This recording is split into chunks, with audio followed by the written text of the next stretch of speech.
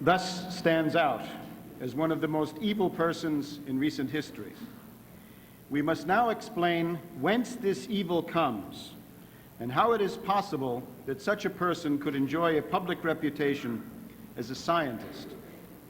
The reasons for this have to do with a cancer growing on world history, the cancer of oligarchism. Between the year 1200 AD and about 1600 AD, the world center of gravity for the forces of oligarchism was the oligarchy of Venice.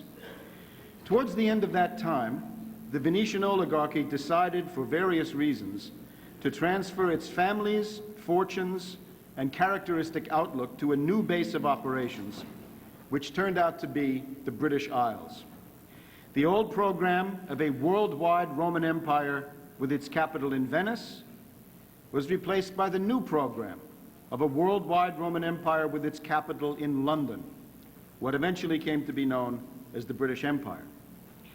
This was the metastasis of the cancer, the shift of the Venetian party from the Adriatic to the banks of the Thames.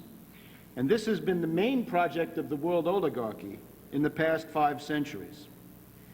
The Venetian party, wherever it is, believes in epistemological warfare. The Venetian party knows that ideas are more powerful weapons than guns, fleets, and bombs.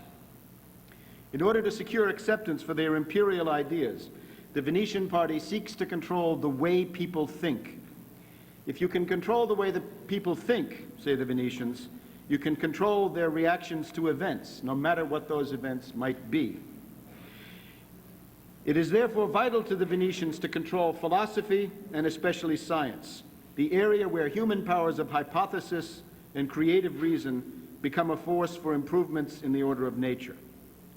The Venetian party is implacably hostile to scientific discovery. Since the days of Aristotle, they have attempted to suffocate scientific discovery by using formalism and the fetishism of authoritative professional opinion. The Venetian party also has over the years created a series of scientific frauds and hoaxes, bogus shams, which have been elevated to the status of incontrovertible and unchallengeable authorities. These have been used to usurp the rightful honor due to real scientists, whom the Venetians have done everything possible to destroy. We can identify the Venetian faction which has been responsible for the most important of these scientific and epistemological frauds. They can be called the Dead Souls faction. We could also call them the No-Soul Brothers of Venetian intelligence. This is because their factional pedigree is based on the belief that human beings have no soul. Their factional creed is the idea that human beings have no creative mental powers and are therefore incapable of forming hypotheses and cannot make scientific discoveries. Now, we can approach these Venetian dead souls in 3 groups. There is first the group around Pietro Pomponazzi, Gasparo Contarini, and Francesco Giorgi, the first group you see who were active in the first part of the 1500s. Secondly, there is the group of Paolo Sarpi and his right-hand man, Fulgencio Micanzio, who were the case officers for Galileo Galilei. This was the group that opposed Kepler in the early 1600s. Thirdly, we have the group around Abbot Antonio Conti and Gianmaria Ortez in the early 1700s. This was the group that created the Newton myth and modern materialism, or utilitarianism. And this was the group that combated Gottfried Wilhelm Leibniz.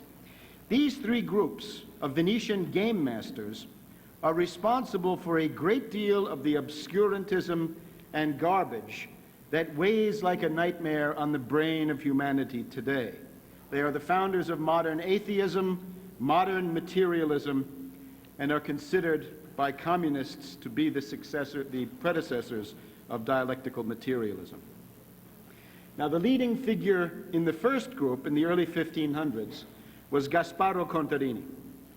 In other locations, we have told the story of how Contarini, for reasons of Venetian raison d'etat, set into motion the Protestant Reformation, including Martin Luther, King Henry VIII of England, Calvin of Geneva, and the Italian crypto-Protestants known as gli spirituali.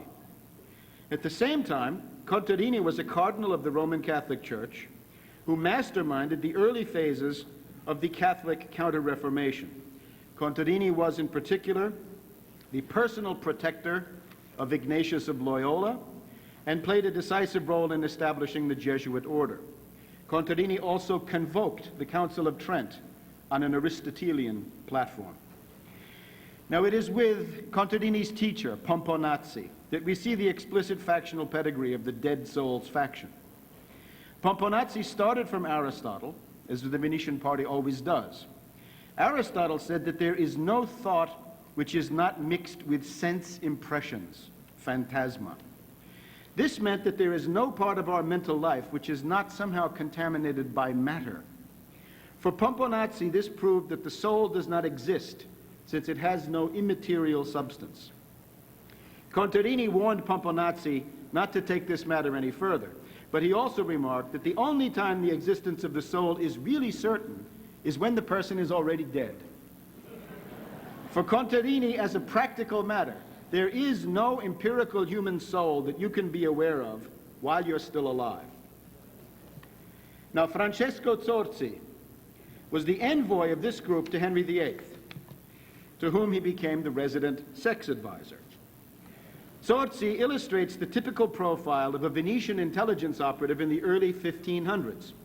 He was a Franciscan friar, but his main occupation was black magic of the Rosicrucian variety.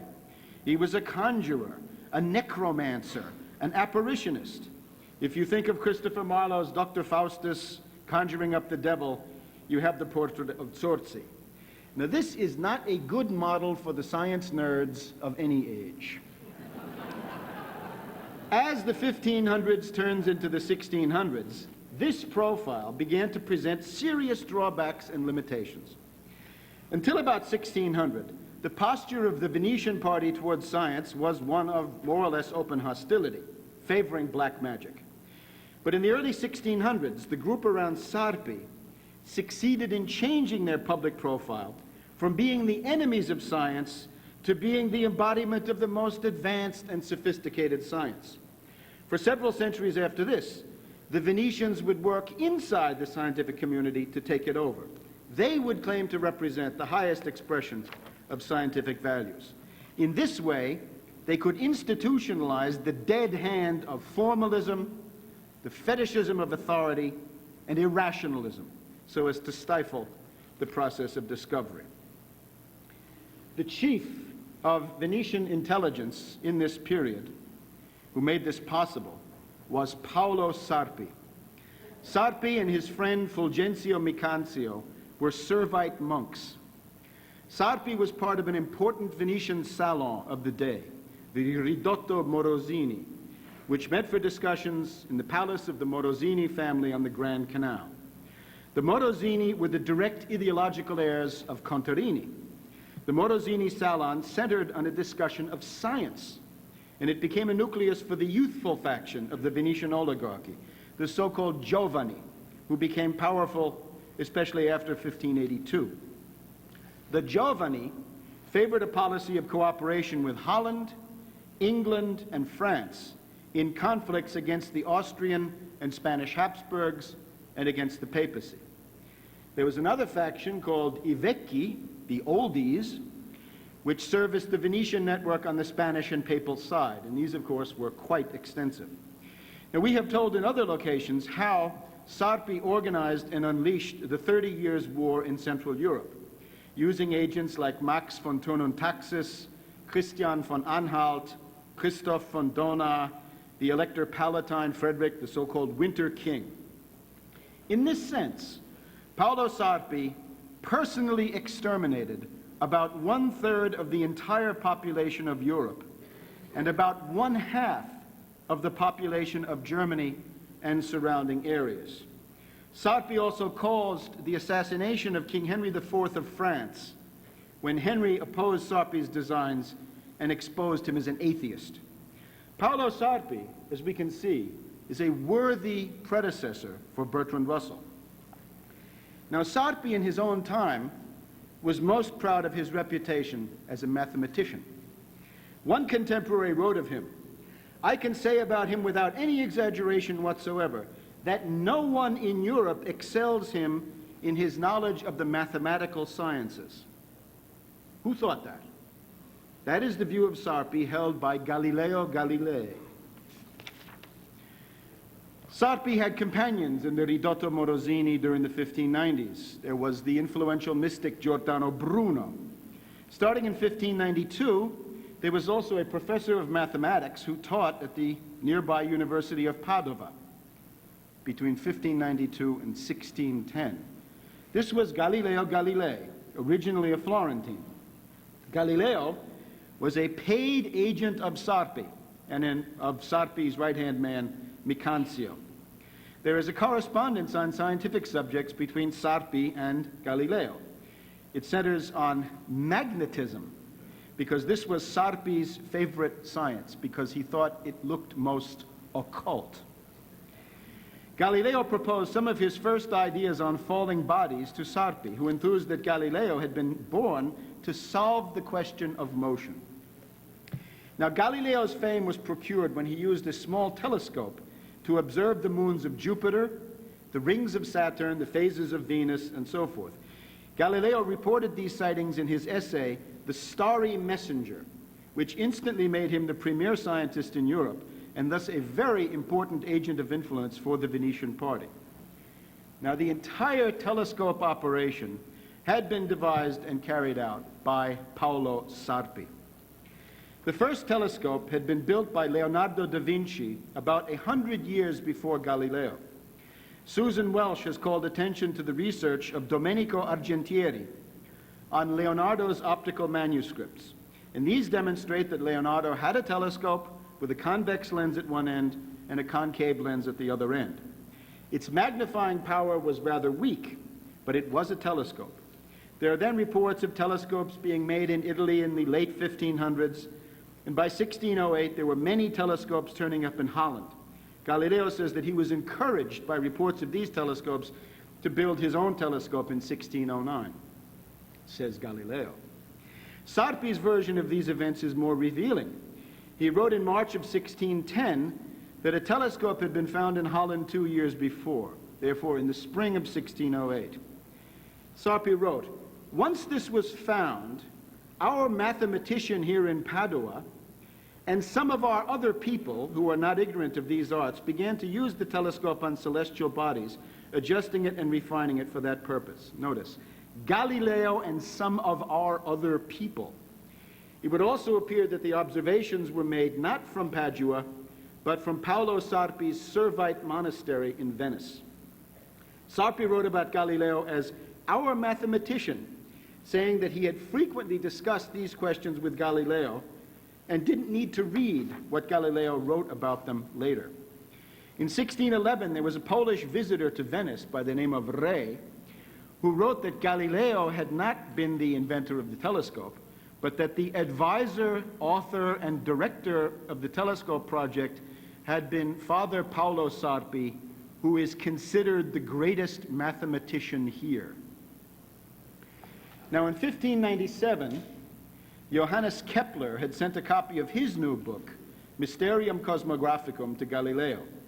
This was the work in which Kepler proposed the Platonic solids as a basis for the understanding of the harmonic ordering of the planetary orbits around the sun.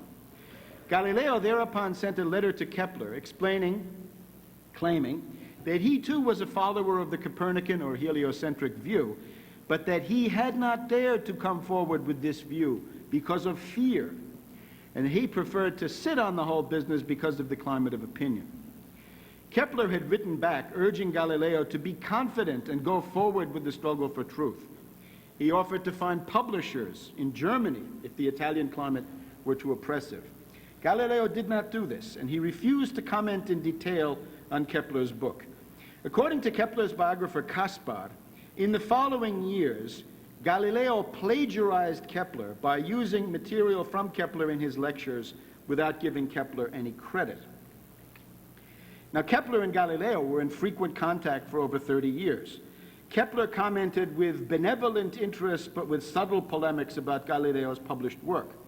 Galileo never systematically commented on Kepler's laws. In 1609, Kepler published his Astronomia Nova, expounding the first and second laws of planetary motion, that the planets move in ellipses of which the sun is one focus, and that the planets sweep out equal areas in equal times between themselves and the sun as they revolve. In Galileo's dialogues on the two great world systems, published in 1633, therefore much later, Kepler is hardly mentioned, while the discussion centers on Copernicus, with his perfect circle orbits of the planets around the sun, which of course had no hope of accounting for the observed position of the planets. And at the end of this dialogue, one of Galileo's characters says that he's surprised that Kepler is so puerile as to attribute the ideas of tides, the tides, to the attractions of the moon. Now, during the first years of the pontificate of Pope Urban VIII Barberini, Galileo was the semi-official scientist for the Pope. But in 1631, there was a political change when the Swedish Protestant army of Gustavus Adolphus fought its way through Germany, reached the Alps, and seemed ready to sweep down on Rome. Urban VIII turned abruptly from a pro-French policy to a pro-Spanish policy. The Spanish ascendancy is the backdrop for the trial of Galileo, carried out by the Dominicans with Jesuit support. Some years earlier, Sarpi had forecast these events, saying that if Galileo insisted on leaving Venice to go to Rome, the Jesuits and others were likely to turn the question of physics and astronomy into a theological question, so as to condemn Galileo as an excommunicated heretic and force him to recant all his views on this subject. Sarpi in 1616 seemed to have a pretty good idea of what was going to happen 15 years later, well after his own death. And of course, for Galileo, this trial was one of the greatest public relations successes of all time. This was Sarpi's plan. Now, Sarpi's philosophical and scientific writings were not published until after World War II. These are the Pensieri, or thoughts, and the Arte di ben pensare, the art of thinking well. Sarpi's achievement for Venetian intelligence was to abstract the method of Aristotle from the mass of opinions expressed by Aristotle on this or that particular issue. In this way, sense certainty could be kept as the basis of scientific experiments, and Aristotle's embarrassing, outdated views on certain natural phenomena could be jettisoned. This allowed the Venetians to preserve the essential Aristotle, even as they attacked the Aristotelian or peripatetic school, say, the Jesuits of the Collegio Romano in Rome, where the education was to read Aristotle and comment on it. These writings by Sarpi have not been translated, but if you want to become familiar with them, you can read Sir Francis Bacon.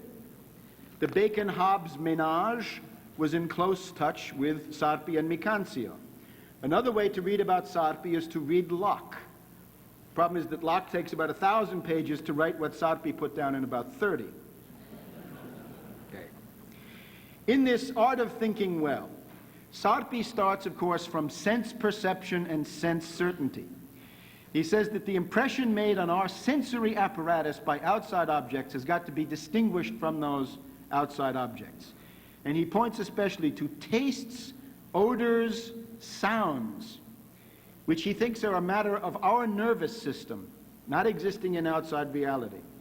There's a different category of ideas of quantity, size, and time. These are thought to be objective. In the same manuscript, Sarpi lists the immortality of the soul as one on a list of wrong ideas. Sarpi repeats the argument of Pomponazzi, that since there is no knowledge without sensations, the soul dies with the body.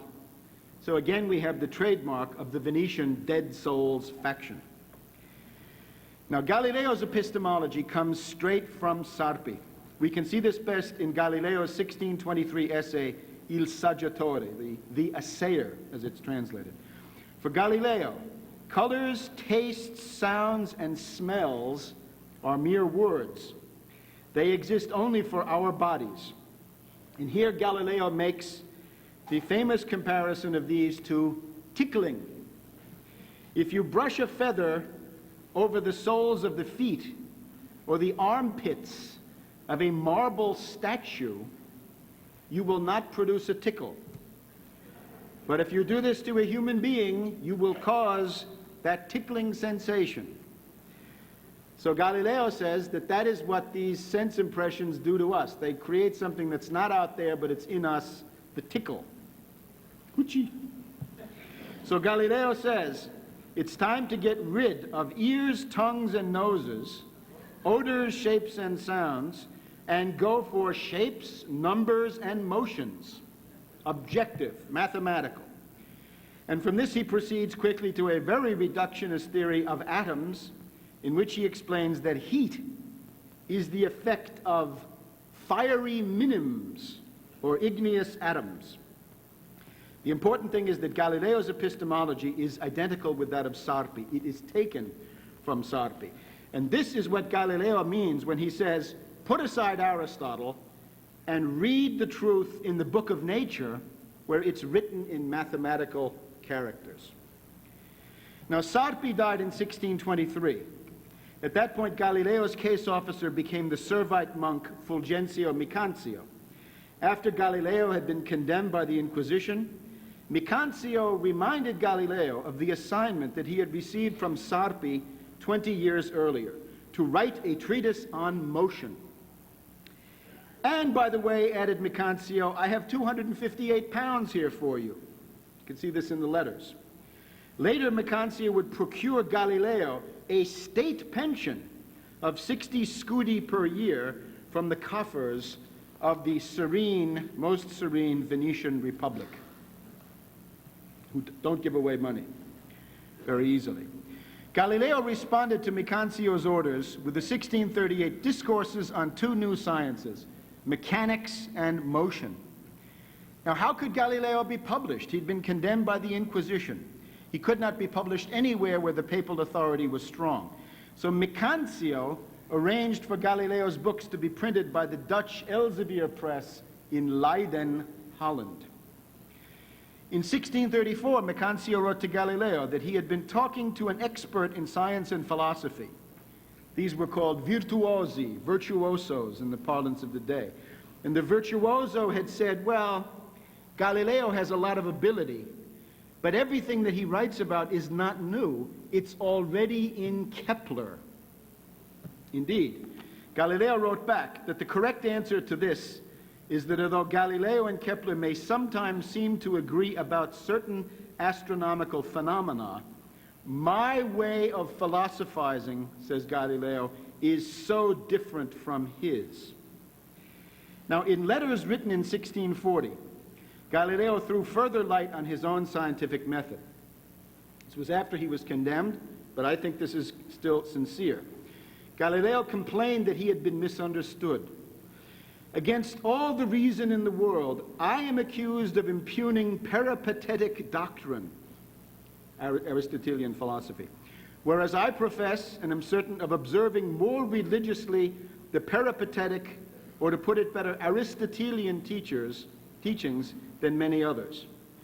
Galileo then asserted that he had tried to study phenomena that in all natural effects assure me of their existence, their ansit. Do they exist? Are they there? Whereas I gain nothing from knowing how, quo modo. So the big question is, does it exist, not how does it exist?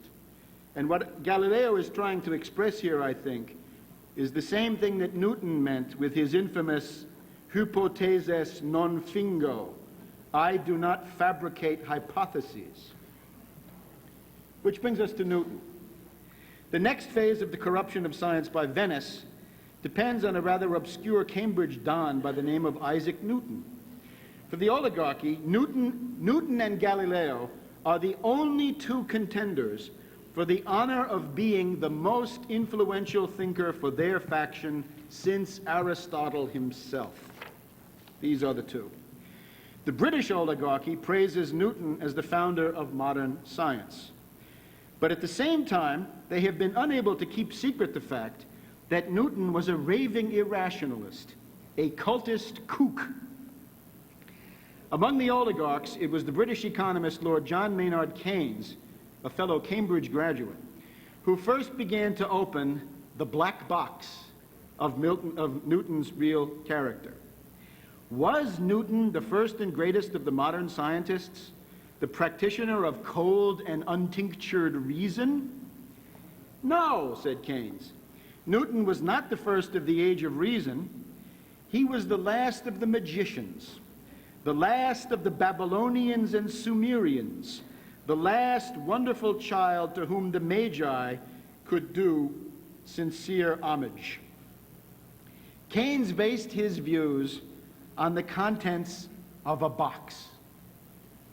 What box? And what was in the box? The box contained papers which Newton had packed up when he left Cambridge for London in 1696, ending his Cambridge career and beginning his new life in London as a member and president of the Royal Society, director of the Mint, and the resident magus of the new British Empire. Now, inside the box were manuscripts and papers totaling some 1.2 million words. That's about as long as Shakespeare's complete works, if you're counting. After Newton's death, Bishop Horsley was asked to inspect the box with a view to publication, but when he saw the contents, he recoiled in horror and slammed the lid. No one opened the box for another 100 years. After a century had passed, Newton's 19th century biographer, Sir David Brewster, looked into the box. He decided to save Newton's reputation by fishing out a few selections, but he falsified the rest with straight fibbing, as Keynes says. Now, the box became known as the Portsmouth Papers. A few mathematical papers were given to Cambridge University in 1888. In 1936, the then owner, Lord Lymington, needed money, so the papers were auctioned off. Now, Keynes was alarmed. He bought as many as he could, but the papers were scattered from Jerusalem to America. As Keynes points out, Newton was a suspicious, paranoid, unstable personality. In 1692, Newton had had a nervous breakdown and never regained his former consistency of mind. Newton's friends, Pepys and Locke, thought that he had become deranged. And Keynes writes that Newton emerged from his breakdown slightly gaga. And of course, as Keynes stresses, Newton was wholly aloof from women. Although he had some close young male friends, Newton once angrily attacked John Locke, accusing him of trying to embroil him with women. But nevertheless, in the last decades, the lid of the box has been partially, and I think grudgingly, opened by the Anglophile scholars who were the keepers of the Newton myth. Now, what can we see inside the box? First, Newton was a supporter of the Arian heresy. He denied and attacked the Holy Trinity. Therefore, he denied the filioque, the concept of imago viva Dei.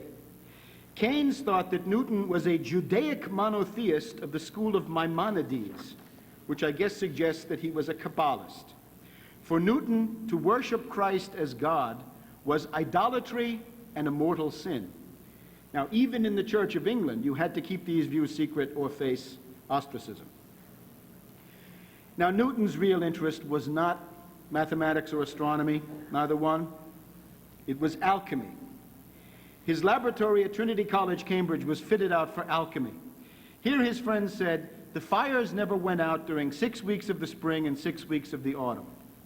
Now, what is alchemy? The kind of symbolism you see here. What kind of research was Newton doing? His sources were books like Theatrum Chemicum Britannicum of Elias Ashmole, the Rosicrucian leader of British speculative Freemasonry. Newton owned all 6 heavy quarto volumes of Ashmole.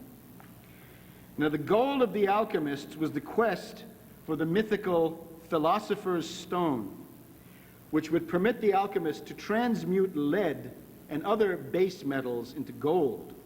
The alchemists also hoped that the philosopher's stone would give them other magical powers, such as rejuvenation and eternal youth. That is Newton's picture of the philosopher's stone as he imagined it. Now, alchemy also involved the relations between the astrological influences of the planets and the behavior of the chemicals. One book that dealt with this was called The Metamorphosis of the Planets. Since the planet Jupiter had precedence among the planets, it also occupied a privileged position among the reagents of alchemy. Newton expressed this idea with a picture which he personally drew of Jupiter enthroned on the obverse of the title page of this book. Now, what were Newton's findings? Let's let him speak for himself. And I quote, "Concerning magnesia of the green lion, it is called Prometheus and the chameleon, also androgyne and verdant earth, in which the sun has never cast its rays, although he is the father of the moon and its mother. Also common mercury, dew of heaven, which makes the earth fertile, nitre of the wise, instructio de arbore celari. It is the Saturnine stone." Now that seems to have been written in the 1670s.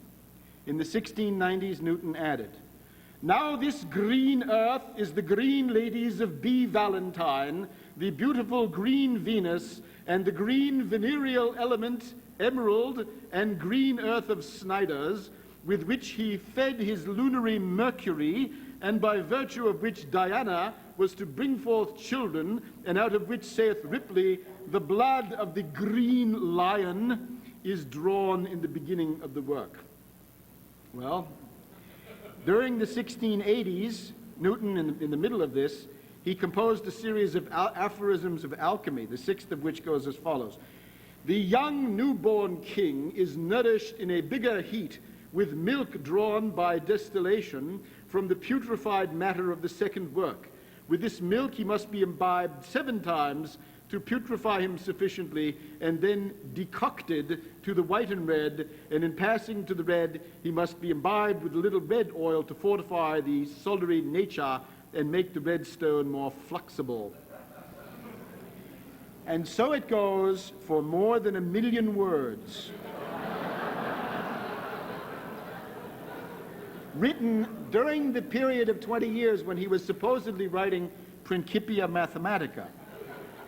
We have green lions. Green lions are the big ones, but androgyne, male and female principles, Pan, Osiris, and so on. It has been truly said that Milton probed the literature of alchemy as it had never been probed before or since, all the time supposedly writing his Principia. In addition, he had time to do the plan for King Solomon's temple and a chronology of biblical events which cut history by several hundred years. They were taken out and jettisoned. Now, what about Newton's supposed discoveries? Upon closer scrutiny, it turns out that he had no discoveries. We take the example of his alleged law of universal attraction, which states that the force of attraction between 2 point masses is equal to the product of the 2 masses divided by the square of the distance between them, times a constant. This is Newton's so-called inverse square law. Now, it has long been known that this was not really a new discovery, but rather derived from some tinkering from Kepler's third law. Kepler had established that the cube of a planet's distance from the sun divided by the square of its year always equaled a constant. By supplementing this with Huygens' formula for centrifugal acceleration and making some substitutions, it is possible to obtain the inverse square relationship. This issue is settled in the appendices to the Science of Christian Economics. But the partisans of Newton still claim that Newton explained gravity. By opening the lid of the box, we find that Newton himself confesses in an unpublished note that his great achievement indeed was cribbed from Kepler. Newton wrote, I began to think of gravity extending to the orb of the moon, and having found how to estimate the force with which a globe revolving presses the surface of a sphere, from Kepler's rule in the periodic times of the planets being in sesqui-alternate proportion to their distances from the center of their orbs, I deduced that the forces which keep the planets in their orbs must be reciprocally as the squares of their distances from the centers about which they revolve. In other words, Newton arrived at the inverse square relation by substituting Kepler's third law into Huygens' recently published formula for centrifugal force. And others, Hooke, Christopher Wren, others claim to have done the same thing at the same time. Now, Newton's love of alchemy and magic surfaces as the basis of his entire outlook, including in the supposed scientific writings. In his Optics, he talks about small particles which have certain powers, virtues, or forces by which they can act at a distance. Act at a distance. How, I do not consider, but what I call attraction can be performed by some impulse or other means unknown to me. This is Newton's notion of gravity as action as a distance, which Leibniz rightly mocked as black magic. Newton also wrote about an electric spirit, or a mysterious medium which he called the ether. What the basis of these is in alchemy is not clear. And then there's the story of Newton's invention of the calculus. In reality, Newton in his entire life never described a calculus. He never had one. What he cooked up was a theory of so-called fluxions and infinite series. This was not a calculus and quickly sank into oblivion when it was published 9 years after Newton's death. By 1710, European scientists had been working with Leibniz's calculus for several decades. It was about that time that Newton and the British Royal Society decided to launch their campaign, claiming that Newton had actually invented the calculus in 1671, although for some strange reason he had never said anything about it in public print during a period of more than 30 years. This was supplemented by a second allegation, which was that Leibniz was a plagiarist who had copied his calculus from Newton after some conversations and letters exchanged during the 1670s. These slanders against Leibniz were written up by Newton and put forward in 1715 as the official verdict of the British Royal Society. And that line was also churned out by scurrilous hack writers directed by Newton.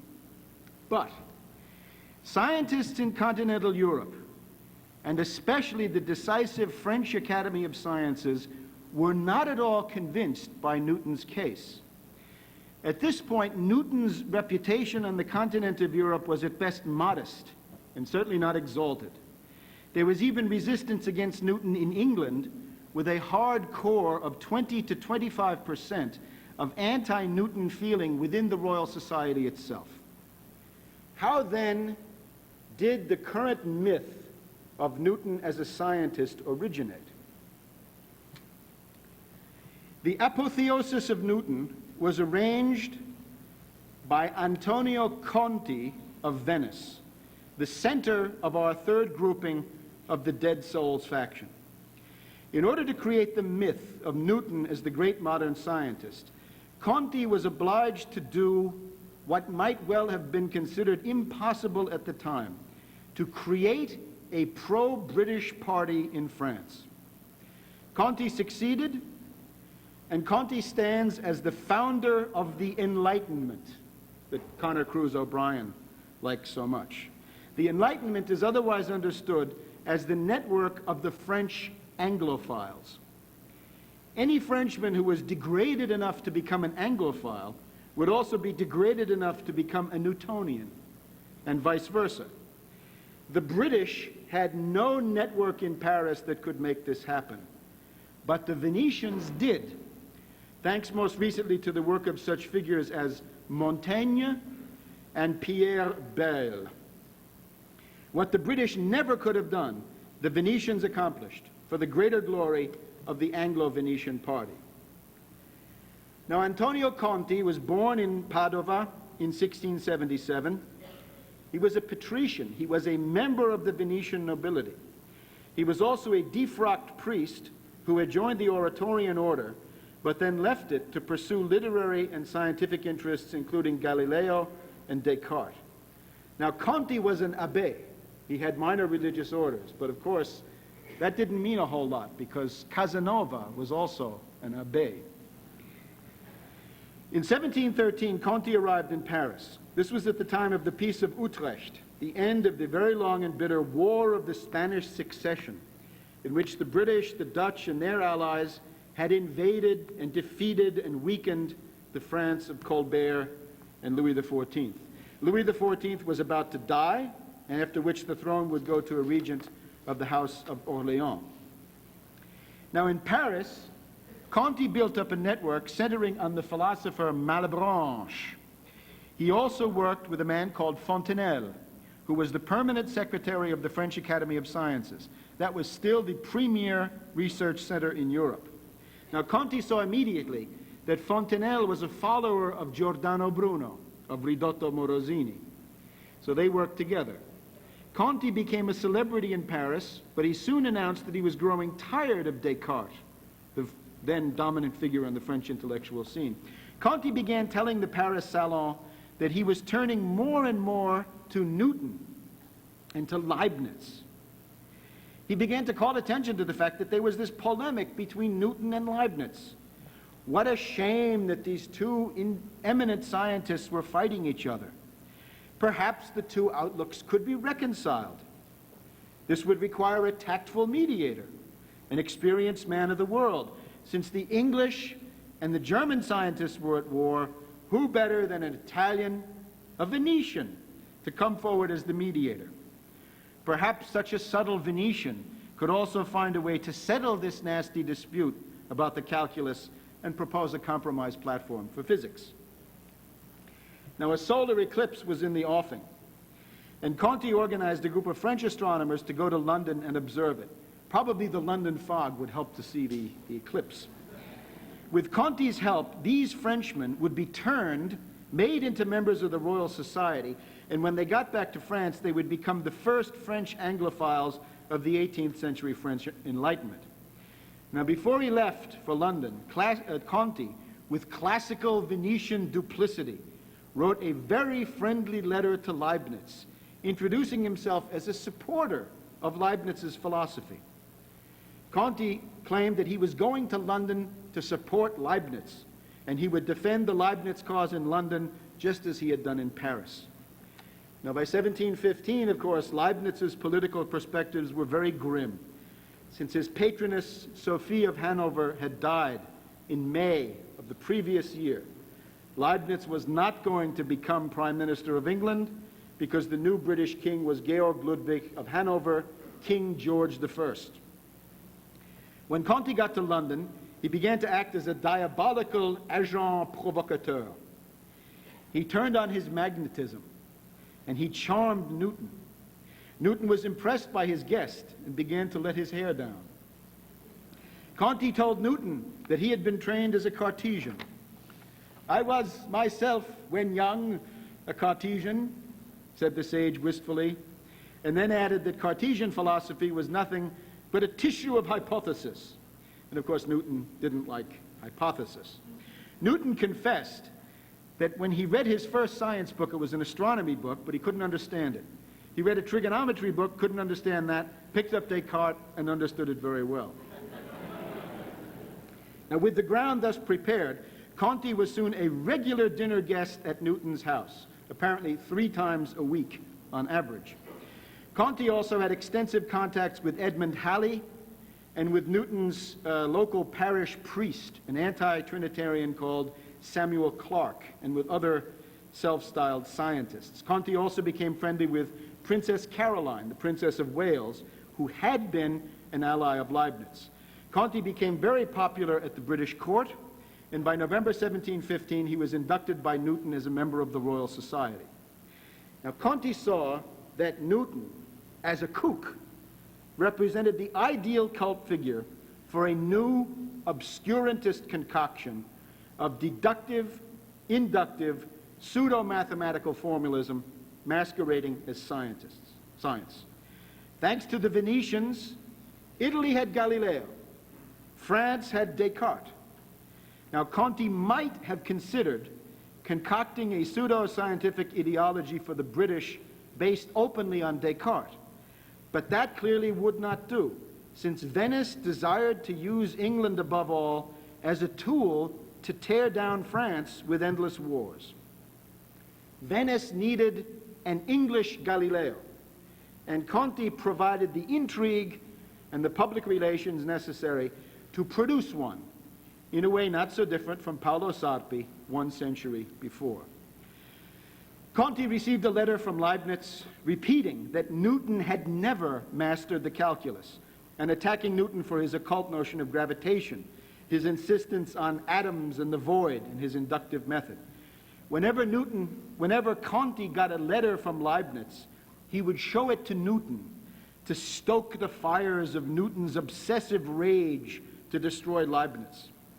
During this same time, Newton's friend Samuel Clarke began an exchange of letters with Leibniz about these and related issues. Now, Clarke. Voltaire later said about Clarke that he would have been an ideal Archbishop of Canterbury if only he had been a Christian. Leibniz lamented accurately that natural religion itself was decaying in England, where many believe that human souls are material and others view God as a corporeal being. Newton had said that space is an organ which God uses to perceive things. Newton and his followers also had a very odd opinion concerning the work of God. According to their doctrine, God has to wind his watch from time to time, because otherwise the universe would cease to move, and he had not had sufficient foresight to make a perpetual motion universe. All of this gave rise to the Leibniz-Clarke correspondence, and the prime mover behind this was Conti. Now, by now, Conti, as a Venetian chameleon, was a total partisan of Newton's line of atoms and the void, in other words, Newtonian absolute space. If there were no void, wrote Conti, all bodies would be equally heavy and the comets could not pass through heavenly spaces. Monsieur Leibniz has written his speech to Princess Caroline, but he presents the world not as it is, but as it could be. Now, Newton tried to get the ambassadors of the London Diplomatic Corps to review his old manuscripts and letters.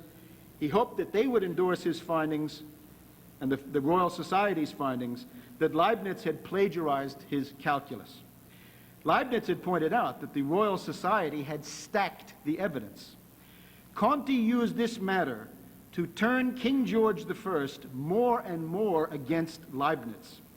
Conti organized the Baron von Kielmansegge, the Hanoverian minister and husband of King George I's mistress, to issue the opinion that this review of documents would not be enough. The only way to decide the Leibniz-Newton controversy was through a direct exchange of letters between Leibniz and Newton. King George agreed with this. Conti encouraged Newton to make a full reply to Leibniz so that both of the letters could be shown to the king. And when the king heard Newton's version, he indicated that Newton's facts would be very difficult for Leibniz to answer. Conti tried to convince Newton that he should accept the 1715 verdict of the Royal Society, which had given complete credit for the calculus to Newton.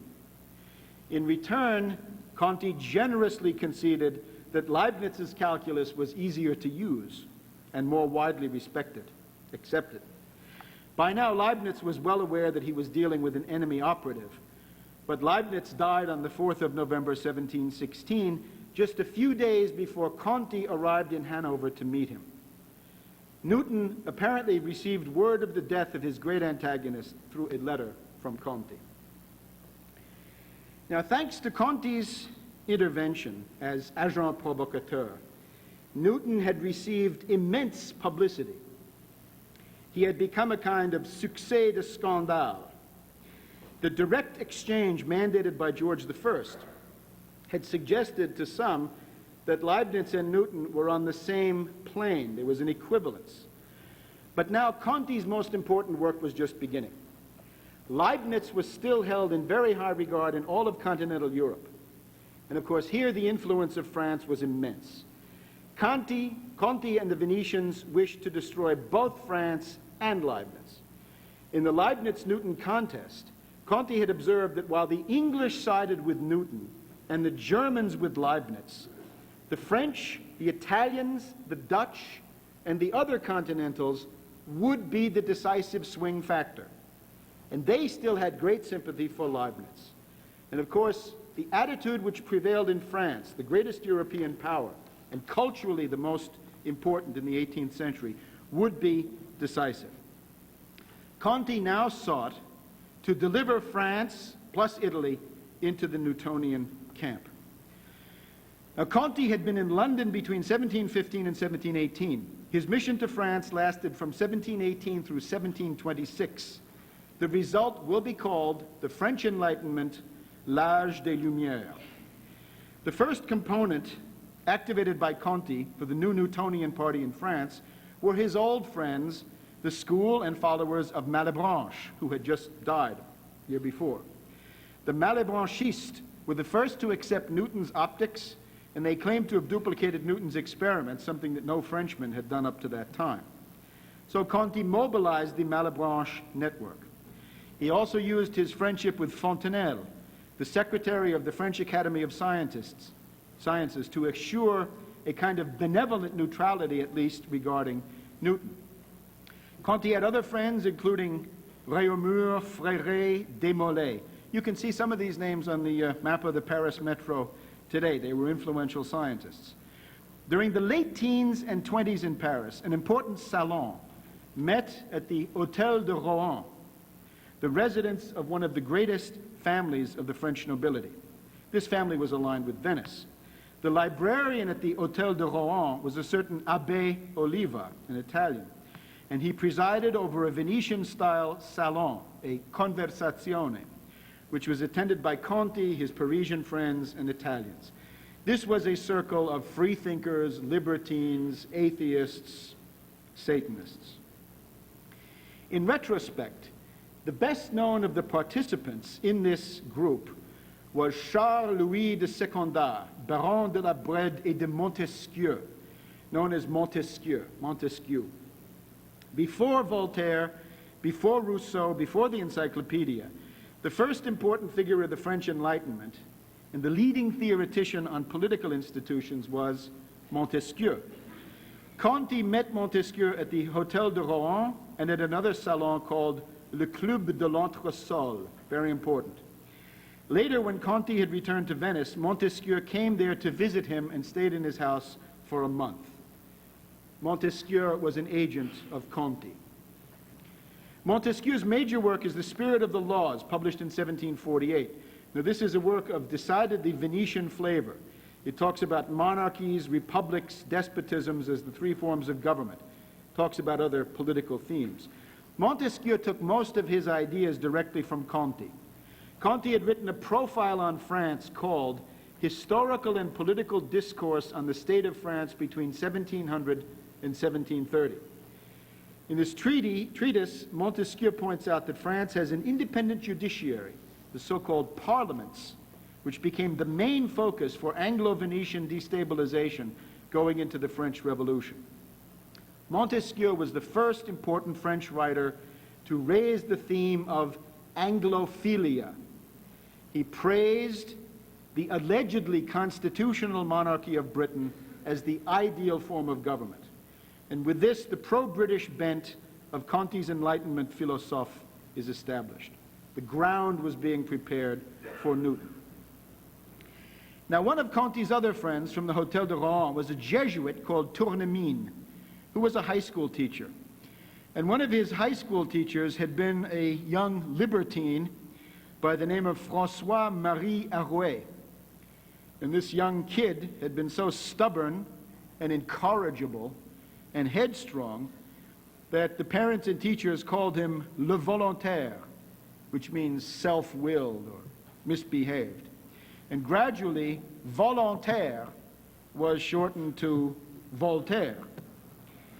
And French literary historians are instinctively not friendly to the idea that the most famous Frenchman in history was a Venetian agent working for Conti.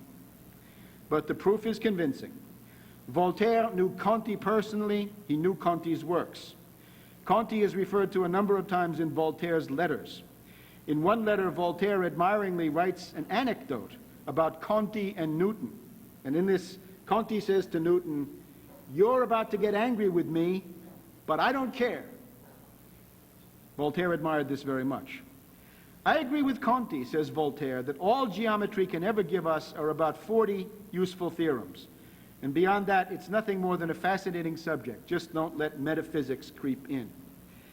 Conti also shares Voltaire shares Conti's view of the so-called Spanish conspiracy against Venice in 1618, allegedly masterminded by the Spanish ambassador to Venice, Count Bedmar. The Soviet Academy of Sciences preserved Voltaire's library in the Hermitage of St. Petersburg, and we find that Voltaire possessed Conti's collected works and one of his tragedies. Now, the book which made Voltaire famous was his philosophical letters. These are sometimes called the English letters because they're devoted to the exaltation of everything British. Voltaire had observed this during his 3 years in London. Now, in the essay on Shakespeare, Voltaire writes that Shakespeare is considered the Corneille of England, Corneille being a French playwright. Now, that is a direct quote from Conti, taken from the headnote to Conti's tragedy Giulio Cesare, which had been published in Paris in 1726. Voltaire's view of Shakespeare was that he was sometimes inspired but barbarous and crazy for not respecting French theatrical conventions. And this is exactly what Conti also thought. So we can thus associate Conti with Voltaire's first important breakthrough, the point where Anglophilia becomes Anglomania in France. Most important, Voltaire's philosophical letters center on the praise of Newton. There are chapters on Bacon, on Locke, but 4 chapters on Newton, and these are the guts of the work. For Voltaire, Newton was the first discoverer of the calculus and the dismantler of the Descartes system. Newton's sublime ideas and discoveries have given him the most universal reputation. Voltaire also translated Newton directly and published a book, The Elements of Newtonian Philosophy. Now, the philosophical letters were not popular, they were condemned, and Voltaire had to hide in the libertine underground for a while. He then began work on another book, The Century of Louis XIV. Now, the idea here was simple: exalt Louis XIV in order to attack the current king, Louis XV, by comparison. And this is an idea which is coming out of Conti's manuscripts, that profile that I mentioned before. Louis XV, of course, was one of the main targets of these Anglo-Venetians. In 1759, Voltaire published his short novel, Candide, a distillation of Venetian cultural pessimism, expressed as a raving attack on Leibniz through the vicious caricature, Dr. Pangloss. Towards the end of the story, Candide asks Pangloss, "Tell me, my dear Pangloss, when you were hanged, dissected, cruelly beaten, forced to row as a galley slave, did you still think that everything was for the best, in the best of all possible worlds?" Pangloss says, "Yes, I still hold to my original opinions. I'm a philosopher, and it wouldn't be proper for me to recant. Since Leibniz cannot be wrong, and pre-established harmony is the most beautiful thing in the world, along with the plenum and subtle matter." That's the polemic. Now, when Candide visits Venice, he meets a distinguished Venetian senator, Senatore Poco Curante, and he considers him the greatest genius that he has met in his travels, because everything bores him and nothing pleases him. And Senatore Poco Curante is clearly a figure for Abbot Antonio Conti. He's the one who said to Newton, "Non me ne curo, poco curante." I don't care, I'm bored. Conti later translated one of Voltaire's plays into Italian.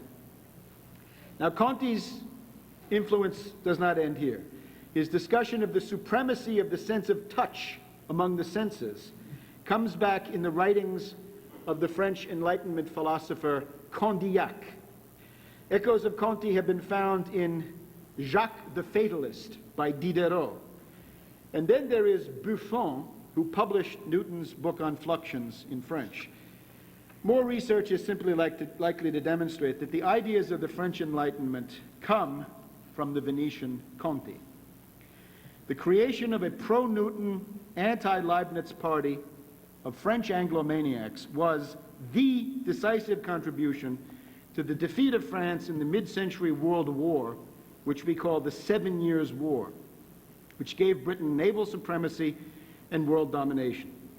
Conti's work was also the basis for the later unleashing of the French Revolution. In the epistemological war of those days, the French Newtonians were indispensable for the worldwide propagation and consolidation of the Newton myth. In Italy, of course, Conti had writers like the Venetian Algarotti, who wrote a book entitled Newtonian Philosophy for Ladies. Newton's ideas were also spread by Abbot Guido Grandi, who helped to rehabilitate Galileo inside the Catholic Church.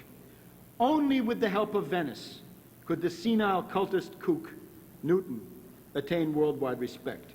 Now, Conti was active until mid-century. He died in 1749. In Venice, he became the central figure of a salon that was the worthy heir of Ridotto Morosini. This was something that called itself the philosophical happy conversation. And there gathered patrician families like the Emo, the Nani, Querini, Memmo, Justinian.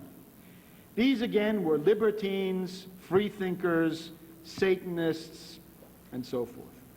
After Conti's death, the dominant figure was a certain Andrea Memmo, one of the leaders of European Freemasons. One agent that was shared by Memmo with the Morosini family was a certain Giacomo Casanova, a homosexual who was backed up by a network of lesbians. And you can read all about it. Casanova is the founder of the modern Comintern. Casanova's main task was to target the French King Louis XV through his sexual appetites, or if that failed, to kill him. Louis XV finally banned Casanova from France with a decree, a lettre de cachet. Another agent for this group was a certain Count Cagliostro, a charlatan and mountebank whose targets were Louis XVI and Marie Antoinette. And he destabilized them through their own folly in the celebrated Queen's Necklace affair of 1785. Cagliostro was able to make Louis XVI and especially Queen Marie Antoinette personally hated, and that was a necessary precondition for mass insurrection against them. The Emperor Napoleon said in retrospect that the Queen's Necklace affair of Cagliostro had marked the opening phase of the French Revolution of 1789. Now, the last member of this Conti-Memmo Conversazione was Gianmaria Ortes, who had been taught Newton by Conti personally, as well as by Grandi. Ortes was another defrocked cleric operating as an abbé. Ortes is the author of a manual of Newtonian physics for young aristocrats, including a chapter on electricity, which manages to avoid Benjamin Franklin in the same way that Galileo avoided Kepler. Ortes worked on the fundamental Conti program of applying the Newtonian method to the social sciences. This meant that everything had to be expressed in numbers. If you read Ortes, you realize that he was like the constipated mathematician who worked his problem out with a pencil. He produced a calculus on the value of opinions, a calculus on the pleasures and pains of human life, a calculus on the truth of history. And from here we get the Bentham hedonistic calculus. Ortes thought that there could be and never had been any improvement in the standard of living of the human species. Never happened and never would happen. And using these methods, Ortes posited an absolute upper limit for the human population of the Earth, which he set at 3 billion. This is the first carrying capacity. Ortes therefore provided all of the idea content that is found in of how Parmenides is ideas themselves the object of philosophical attention. In his treatise on ideas, Conti writes that the fundamental error of Plato is to attribute real existence to human ideas. This is impermissible. Our ideas are nothing more than combinations of sense perceptions, according to Conti. In 1735, Conti was denounced by the Venetian Inquisition because of his reported religious ideas. Conti was accused of denying the existence of God. True to his factional pedigree, Conti also denied the immortality of the human soul. Conti reportedly said of the soul, "Since it is united with a material body and mixed up with matter, the soul perishes with the body." The dead soul's faction. Conti got off with the help of some of his patrician aristocrat friends. He commented that God is something we cannot know about, and he jokingly confessed his ignorance. He even compared himself to Cardinal Nicholas Cusanus. Conti described his own atheism as simply a version of the Docta Ignorantia. Senatore poco curante still lives in every classroom where Newton is taught.